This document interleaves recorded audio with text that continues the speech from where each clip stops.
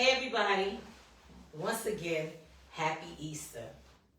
I know usually the Queen's Lounge is broadcast on Saturdays at 3:30, but as y'all can see, I hope my mic is on. It's on. Okay. I had a lot of running around to do yesterday, so I was unable to do anything but video. And not only that, yesterday was a real important day for me. I was asked to speak yesterday at a domestic violence event. And I didn't think I could do it, but I did it. And I had a good time. Yes. So in my travels, I was able to meet Miss Barbara Williams, right? Yes. A community activist. Yes. So I spoke to her for briefly, and I said, you know what? If you're not busy tomorrow, I don't have any kids. Because actually I was supposed to had done it yesterday, but everybody was, telling me their truth yesterday, and I got caught up, and I'd rather have just talked to everybody that was there than to have a one-on-one until after, speaking with everybody. And we're listening to everybody's story. So once again, here's our community activist, Miss Barbara Williams. Yes, ma'am. Say hi to my audience. Happy Easter, everyone. Grateful to be in the presence of the Queen. Thank you. It was a really powerful moment, but as an empath, it was challenging because being in a room with other people and their feelings and talking my feelings, I picked up on their feelings, and I had to let it go afterwards, and so I'm here to speak again. And I'm glad that you was able to come out in this rain and let people know what is it that you do for the community. A lot. Where do we start? Well, I've been in this community for about 30 years. Mm-hmm. And when people say they love their community, it doesn't even begin to say how much I love my community. Mm-hmm. Because you can tell it just exudes out of my pores. Okay. And I noticed that there were certain elements missing that used to happen in the community years ago. Mm-hmm. And I've been introduced to great leaders like Mama Greta and, Elaine Manitou, and they were doing community work. And they showed me that there was a way to help bring engagement back into the community. So my goal is to help bring community engagement back. Okay. Like it was back in the day, like when we were kids. Okay. Yeah. Absolutely. Bring old school back. That's, yeah. Through education, mm-hmm. through resources, by letting them know that, we're family, no matter what, in the community. Mm-hmm. No matter what problems you have, no matter what issues you have, we all one. That's right. So be it needing resources for a SNAP or a Medicaid or cell phones, as Mama Greta does, mm-hmm. Or having a youth festival, which I do every year. Okay. Or helping the electeds realize that Black people in the communities that we live in feel invisible. Mm-hmm. And so I brought out the need for a celebration, and now I do a Black History event for us. Okay. And so now I do a Juneteenth event. I know to that's National right. Energy. So to go from being invisible totally to being visible in some way, and have a 95-year-old woman tell me the first time she felt seen in her community. Oh, wow. As a Black person. Wow. So these are the type of things I do with the guidance of other women in the community. Okay. And I couldn't do it without them. I know that's right. Yeah. And I'm quite sure they couldn't do it without you as well.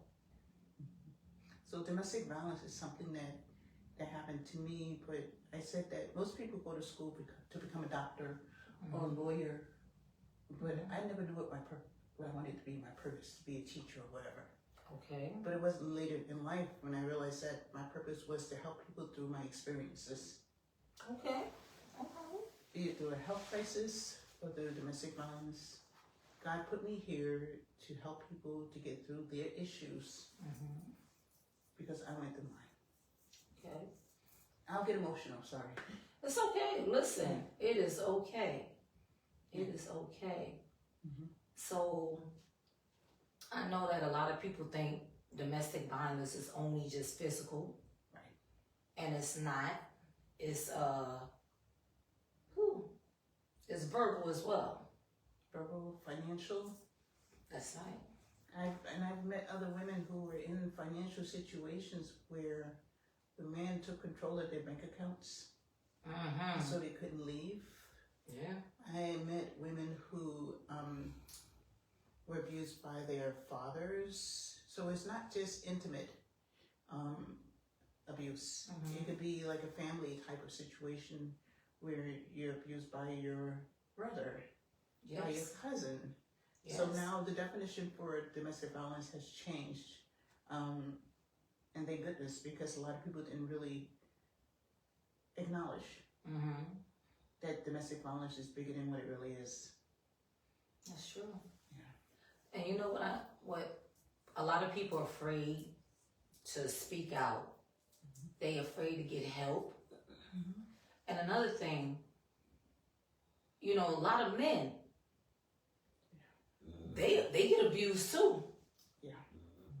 They get abused too, but they feel like, oh, let me not say nothing, because it seems like that'll take away their manhood or who they are as a man. Or it'll take them away from their kids. Yeah. They don't want to be away from their kids, and they want to be able to see their kids. And the women withhold these things from them. That's right. And they make them look bad in front of their families. That's and so, right. you know, it's challenging. Like, as a man, how do you still be a part of your family's life? Because these are your kids. That's right. And so we tend to be in a system where we automatically assume that it's one way, and we always, you know, assume that it's a man who's guilty.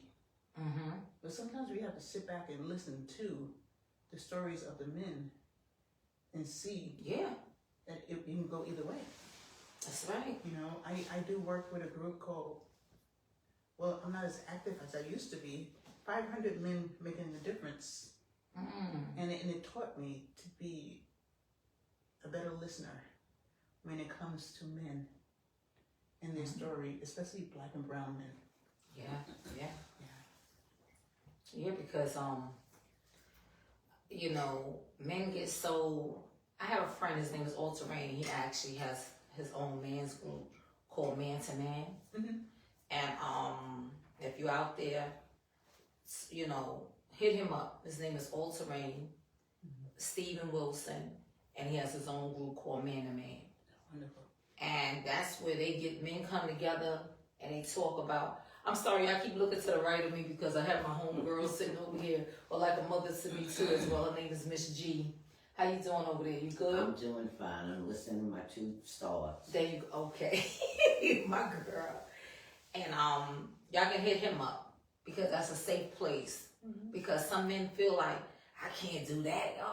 I got my ego, this and that and the third. And that's where you lose at.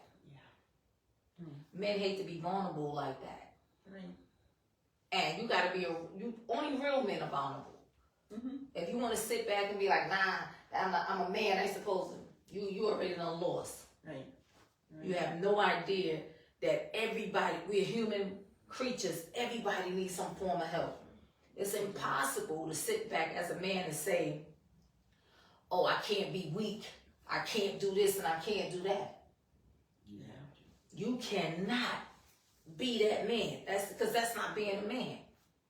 You know, I think part of the problem is that relationships are not formed the way they should be from a place of vulnerability. And vulnerability starts on the pillow. And people have to recognize that the person who you have your pillow with, like you share a pillow with, is the person who you're supposed to be the most vulnerable with. Right. And if you can't be vulnerable with that person, then you shouldn't be with that person. That's right. That is so true. You know, I always used to be like, oh, you my best friend, this and that and the third.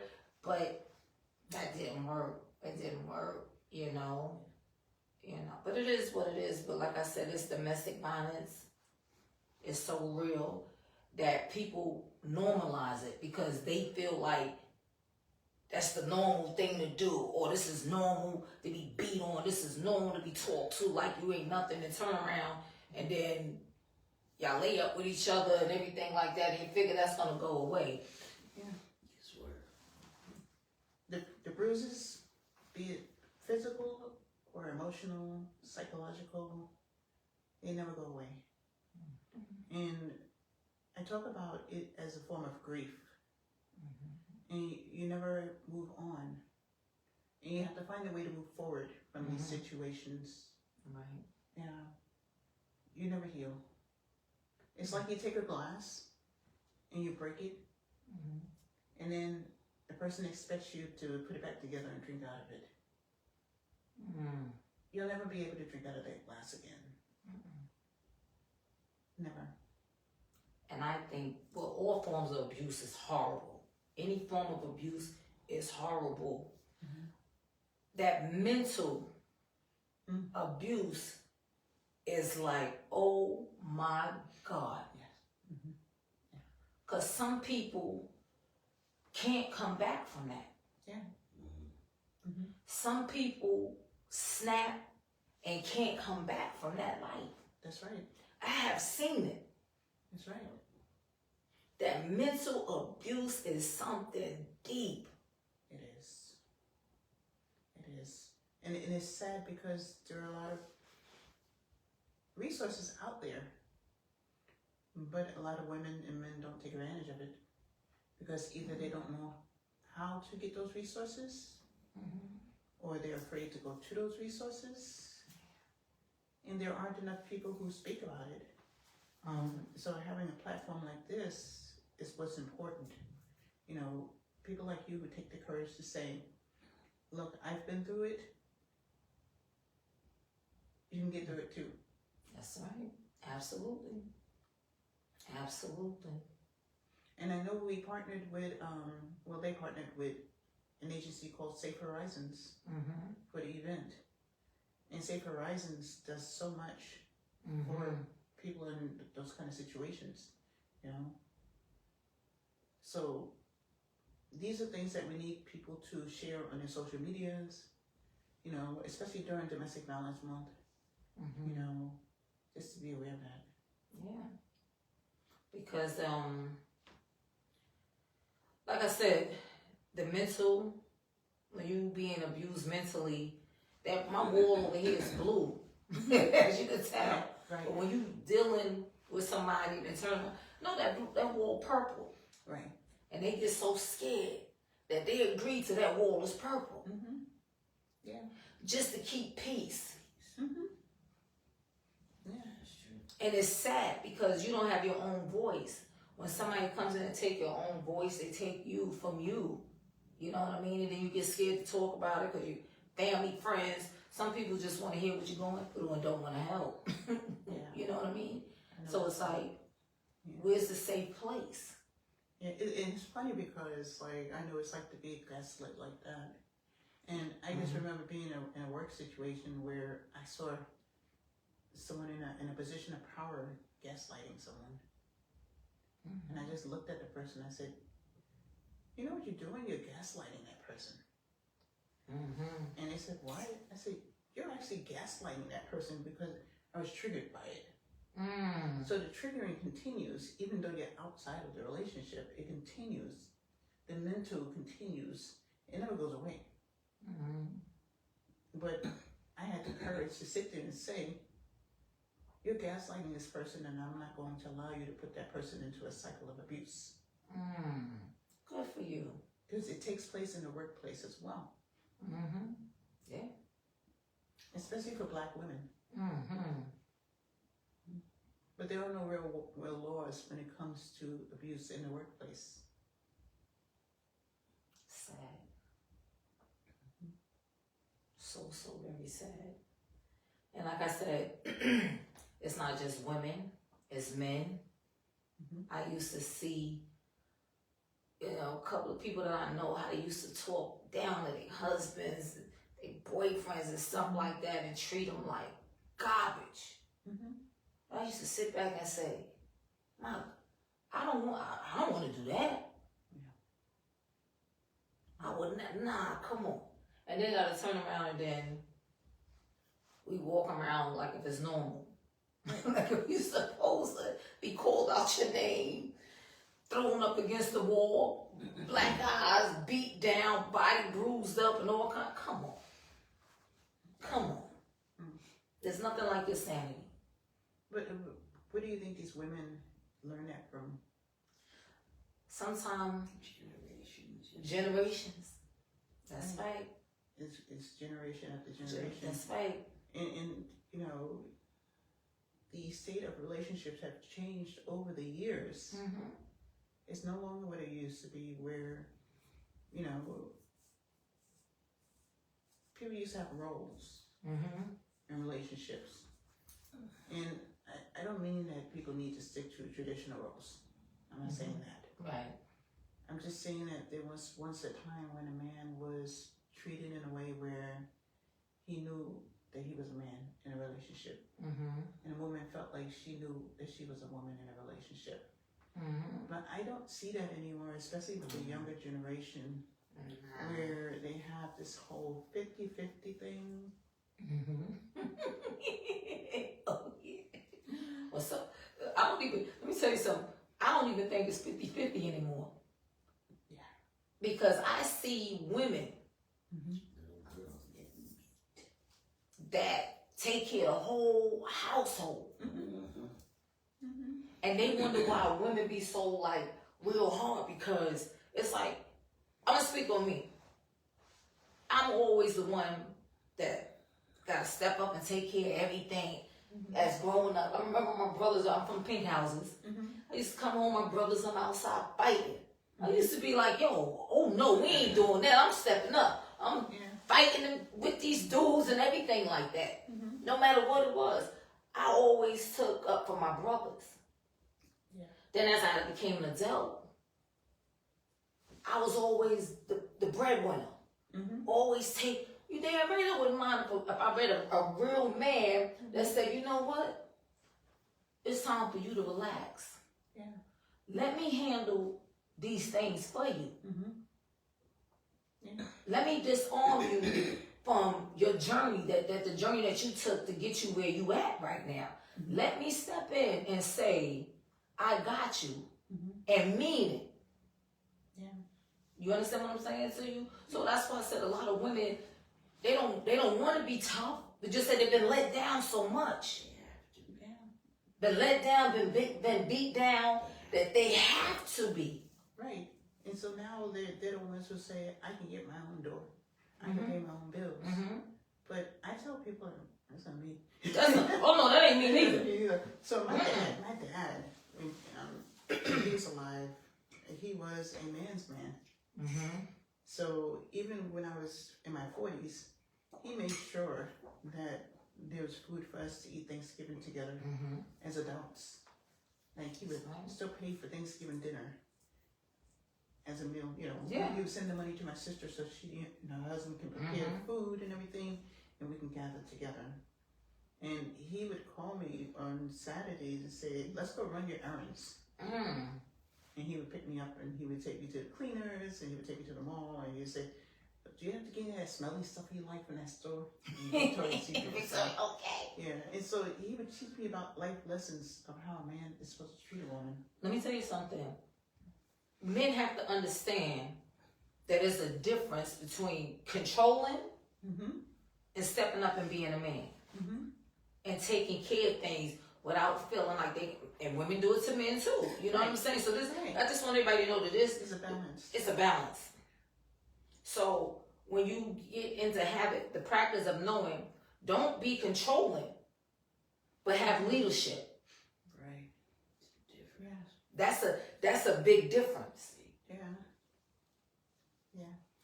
So he taught me how, and that's probably why I'm still single, because I've seen no one who is able to treat me the way my dad, you know, even after my dad and my mom split, my dad always made sure, up until he died, that she was taken care of. That's right. You know, he was never going to divorce her. He was like, no, that's the mother of his children. You know? So even if they couldn't be together for whatever reason, that was his wife. You know, and that's how I follow. A man is supposed to treat a woman. That's right. You know, I have a friend of mine who, they're both my friends, but I met him first, and she became a friend as well. And whenever I see them, they give me a ride home. And I'm not allowed to touch his car doors. Yeah. And so That's when right. I go, that's crazy. How could you let that happen? I go, no. You stand there, you wait for him to open the car door. That's right. Okay? And then when you get to your stop, you sit there and you wait for him to That's get out and right. open that door. Listen. I ain't got no problem with That's that. right. Because he is being a man. That's right. Let me tell you something, and I'm talking to everybody who's listening, that's my male friends. I want to give y'all roses because any male friends that I have, I don't touch their car door. Going and coming, I don't touch I would raise my grandson like that. He couldn't open my car door. I said, a man don't work, don't eat. That's what I used to tell my grandson. There you go. And he was like, no, I'm going to open my grandmother's door. That's right. That's right. Let me tell you, I'm going to take it all the way back. Remember when our parents, it was this saying that they used to say, oh, girl, just let that man be a man. That was one of the worst things that you could put into your daughter's ears. Yes.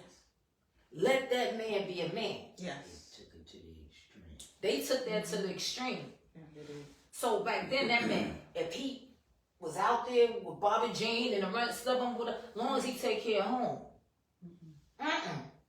Because men wasn't raised to say, let that woman be a woman. No. They'll have to snip a whole cake of cocaine. If you tell them, let that woman be a woman, because a man can't deal with that. No. But they want us to deal, well, then, because Little May Child ain't doing none of that. I'm single. I'm not saying, that don't fly right with me. No. That's when the respect comes in. That's disrespect. That's disrespectful. Yeah. You know, so they put, oh, let that man be a man. Nah, that's not being no man. You're not coming in here 2, 3 o'clock. That's abuse. If you keep telling this person, don't do that, don't do that, don't do that. You're taking advantage. The respect, that's disrespectful. Yeah. See, with me, you know, I dated someone, and it's funny because he would go, I would know it, every Thursday, the same thing. Every Thursday. I knew exactly where he was. He would go out with the boys, same restaurant, every Thursday. Same meal, every Thursday. I said, why don't you go on the boys' trip? And his friends were like, is she encouraging you to go away with us? I trust him.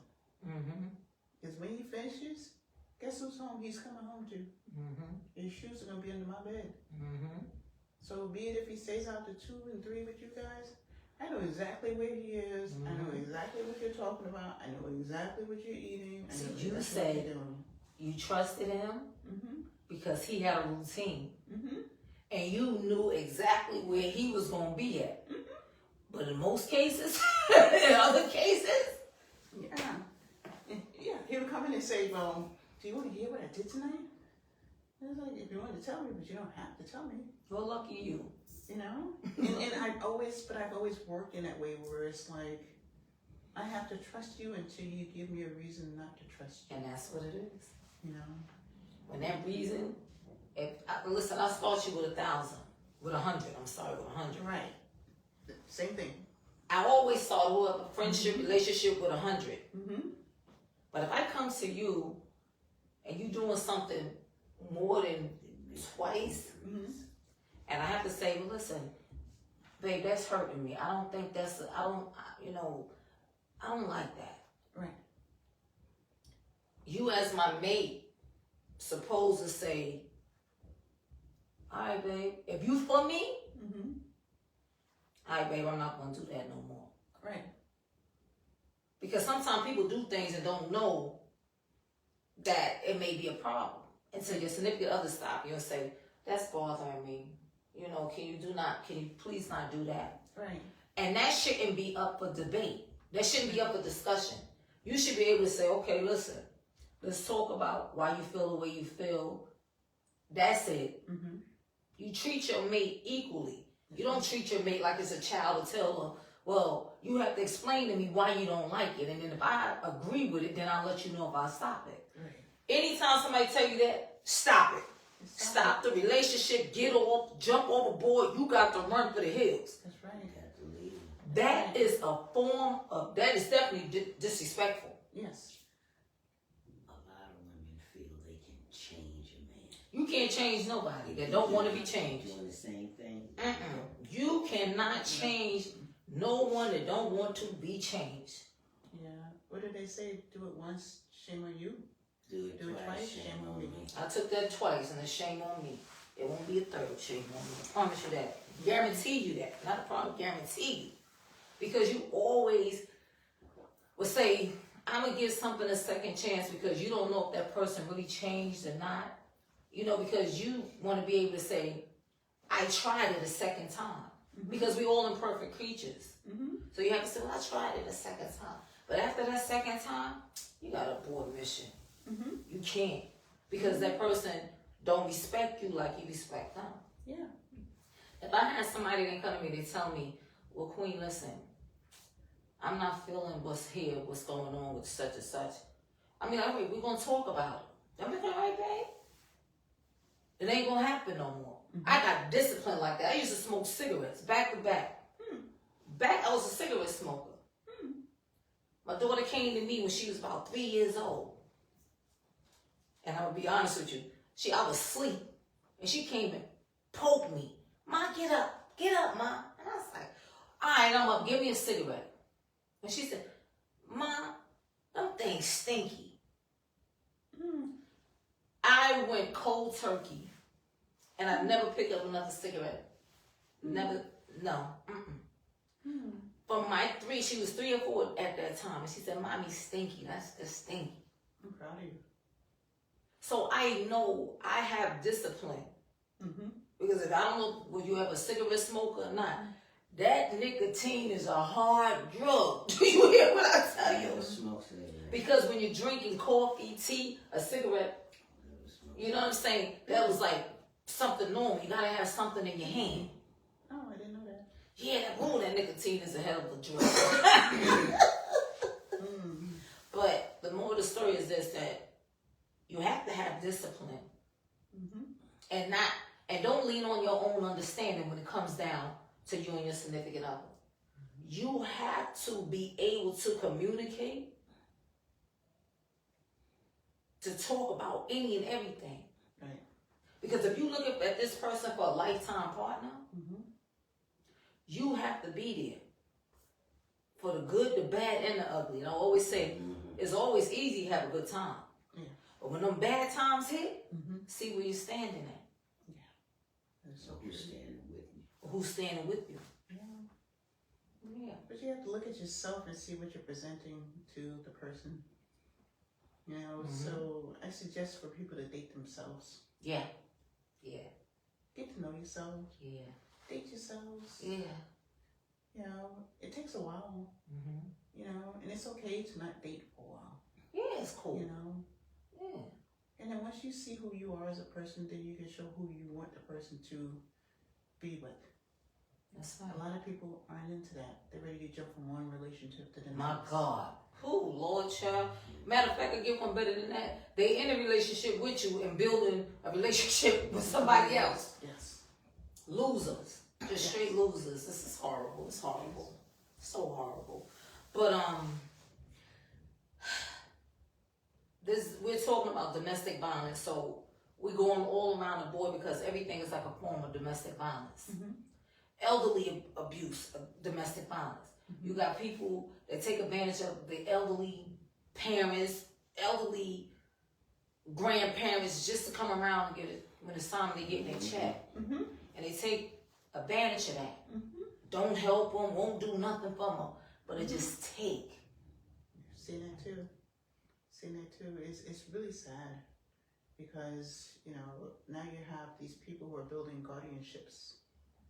And these guardianships make it impossible for these people who, some of them are legitimately able to take care of themselves, Mm-hmm. but they build these guardianships and they take control of their money. It's a shame. Sad. It's so, this world that we in today, so very sad. People just in it for themselves. They don't care who they take from, the elderly. Oh man, yeah, let me tell you something. That weakens my whole heart to see stuff like that. It does. A lot of my work focuses on the older adults. Okay. And I sit on the cabinet of, I'm looking at Mama Greta. Older adult. I sit on a cabinet of old adults for the city, and I learn about all the various programs that are available. And so even at the precincts, they have special units for older adults being abused.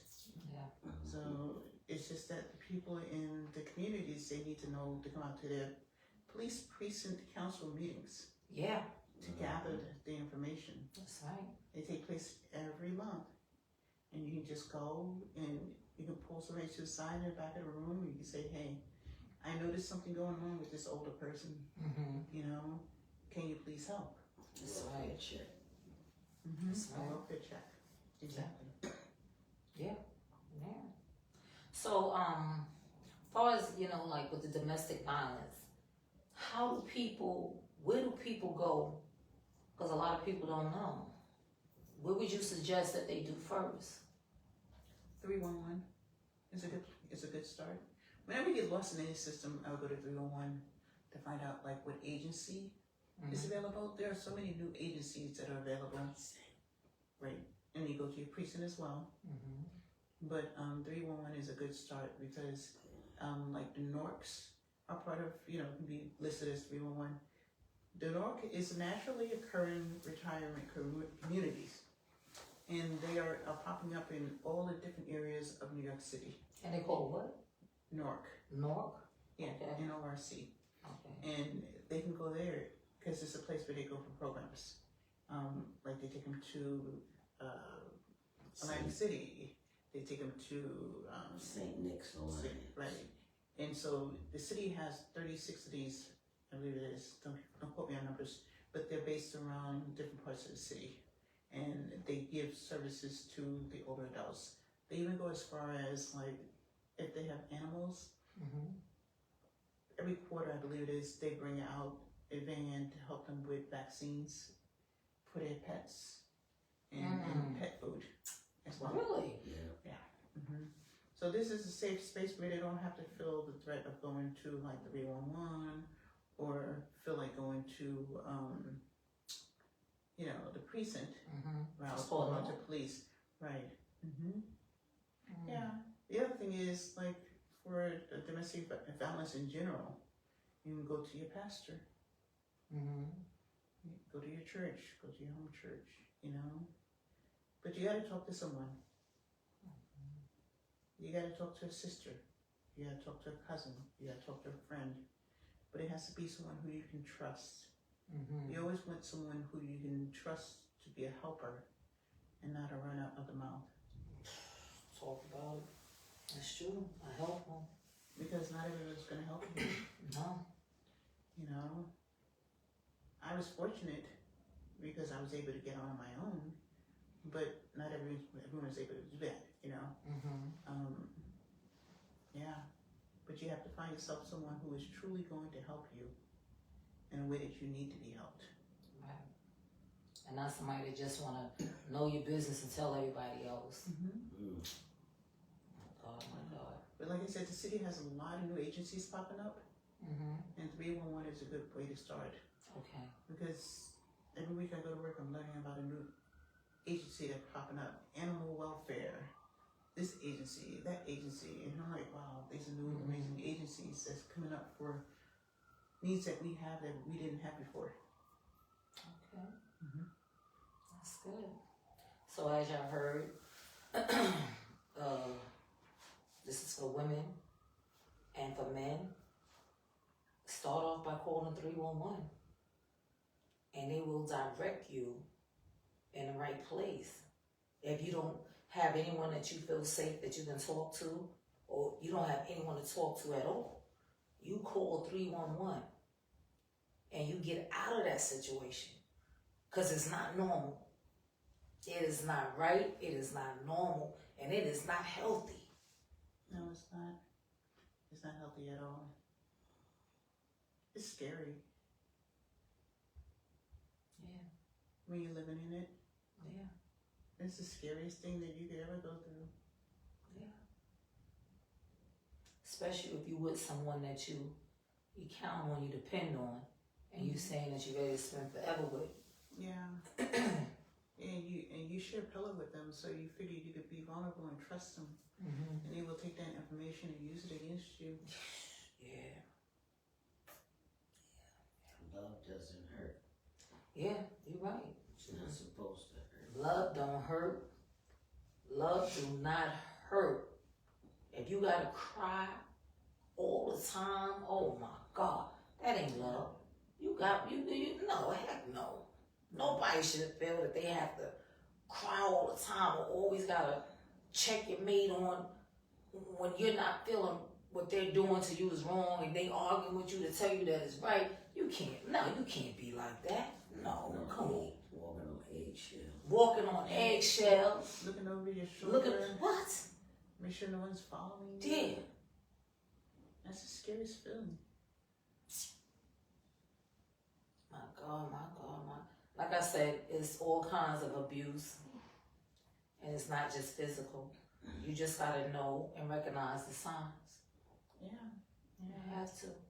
Because you don't want to wake up 10, 15 years later, you still with the same nonsense. Scars to prove it. Scars to prove it. Some people can't recover from that. Some people get killed. The mate kills the other one.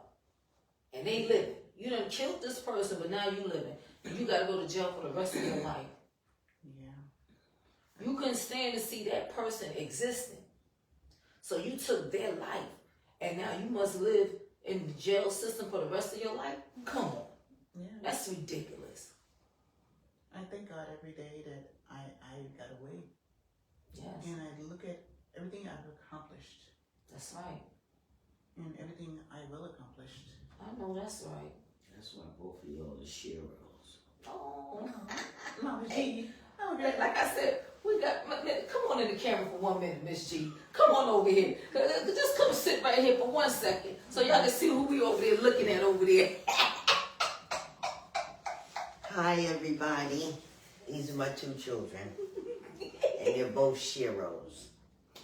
Because they have gone through a lot and they came out on top. Your situation does not define your future.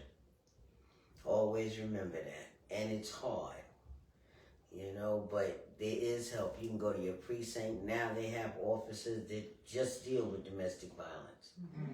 You have officers that just deal with the elderly.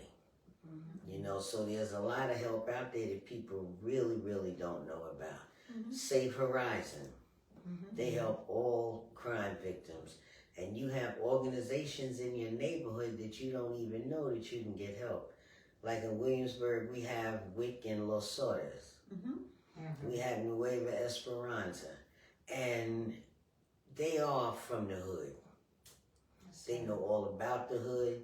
They've been here, they've been there, they've already done, they used to terrorize their neighborhoods, so they know how to help the neighborhood. And I hope everybody, can find that strength to get up and go ask. My father always told me, nobody can tell you no until you ask. That's right.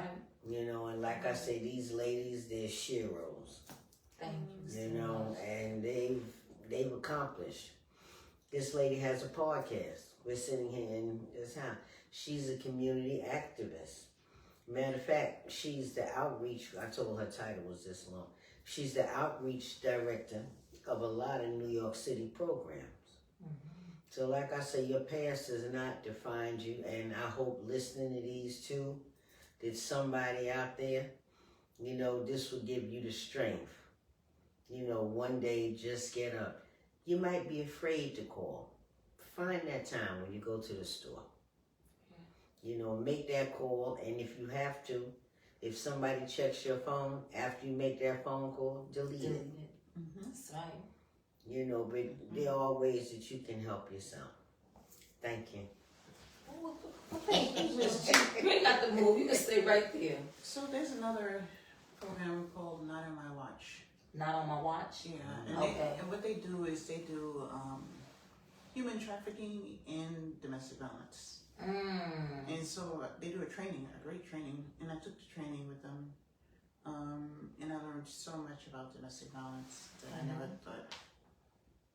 Right. Yeah. And so you might want to look that up. People Is do that the trafficking school? training. Not on my watch. Okay. Not on my watch. And Pastor Q, she's in charge of that program. Great woman. And Can they Google that or you is can it? Google that. Okay, you can Google Yeah, that. Not on my watch. Okay. It's a great program, and I learned about, you know, the human trafficking part is so similar to the domestic violence piece, Yes, it is. and the signals and the signs that you can see from people who are going through this, you know, the hand signals and stuff like that. You know, you may see somebody going through that, right? This is it. When somebody does this, And someone does that, they need help. they need help. It's 4 fingers. Yeah, they need help. It's a great training that I encourage everyone to, you know, to look at, you know, New York City, and this is not exactly domestic violence, but human trafficking is so similar. Yes. But New York City is one of the capital of human trafficking. Yes, it is. I think we're like number 2 or something like that, because we have JFK International, and people fly in Yeah, here. that's true. And one of our hospitals, Whitehall, they have a lot of programs where they work with the people who were trafficked. Oh, that's good to know. Woodhull. Yeah. Okay. Yeah, Port Authority also. Oh, Port Authority. From within the United States. Yeah. You know, Port Authority has always been a hub Yes, that's to take true. vulnerable teenagers. That's true. young That's so kids. true. Yes, I've met women who have been trafficked for, for labor. And I met a woman who was trafficked for sex, and she was kept in a room, an apartment, and she had to jump out of a second floor window in order to escape. Sad.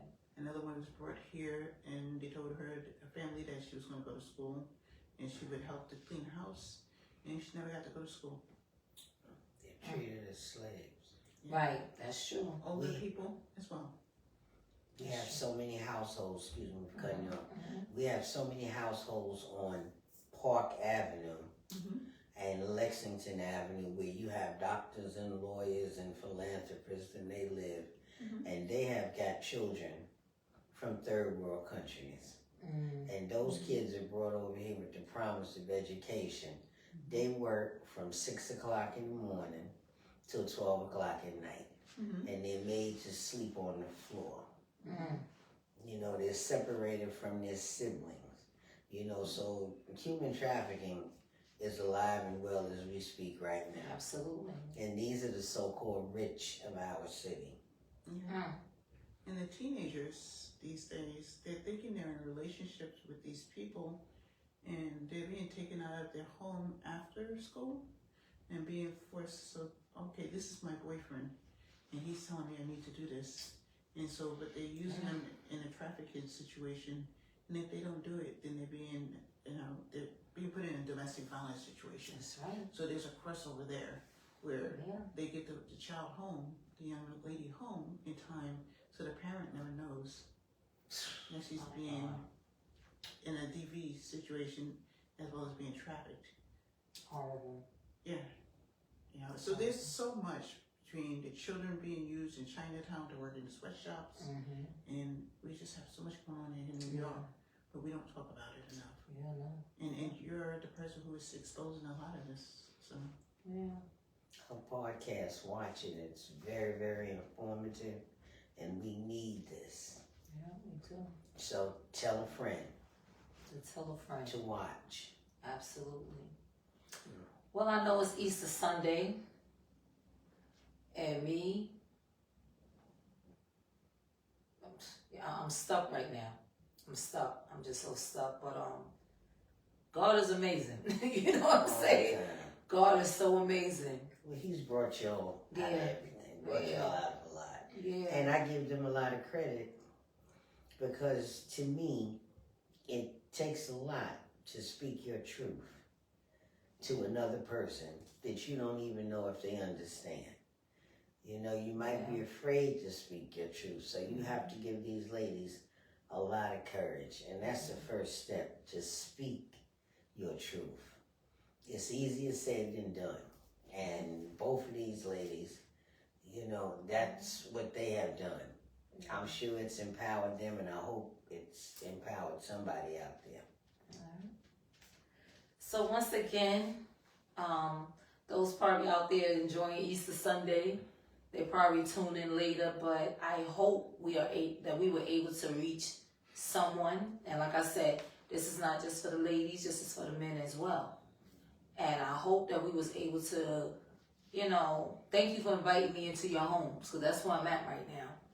And I share a platform, and I don't mind sharing it with anyone that want to tell their story. Anything that you want to talk about, we can get it done right here at the Queen's Lounge. No judgment, no nothing. We will make it happen.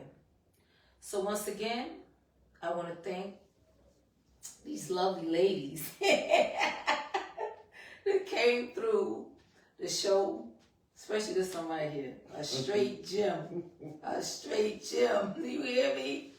And yeah, I'm good. thank you. What about you? Are you good? I'm good. Barbara, I'm saying, I got my girlfriend Brenda on my mind, but Barbara, are you good?